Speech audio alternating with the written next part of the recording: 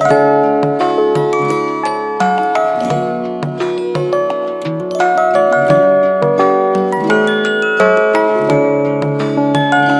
អ្នកធ្លាប់ខលធ្លាប់តែស៊ូ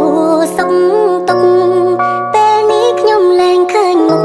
តើសុខទុក្ខម្នាក់នោះយ៉ាងណាធ្លាប់និយាយផ្អែមល្ហែមធ្លាប់សារសងស្នេហាគ្រប់យ៉ាងបដូរអស់ហើយណាមានអារម្មណ៍ថាឈឺចាប់ឥឡូវខលមិនចូលពេលខ្លាំងក៏គ្មានអ្នកលើមើលប្រូហ្វាល់ត្រឹមលួចថាទឹកភ្នែកហូរស្រង់ដងលើ iPhone តើត្រូវរុំបែបណា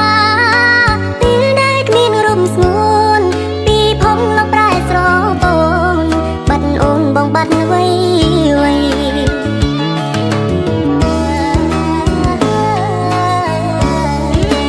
នឹកមនុស្សម្នាក់ធ្លាប់ខលនឹកមនុស្សធ្លាប់ស្រ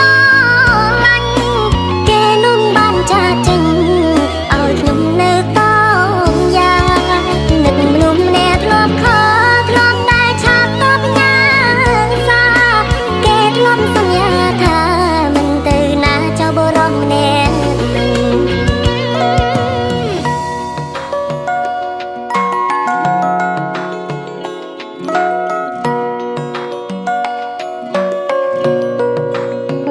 ឥឡូវខលមិនចូ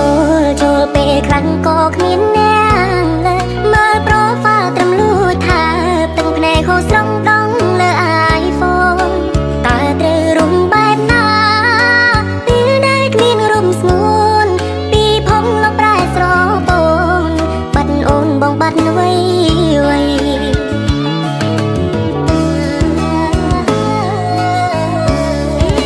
នឹកមនុស្សម្នាក់ធ្លាប់ខល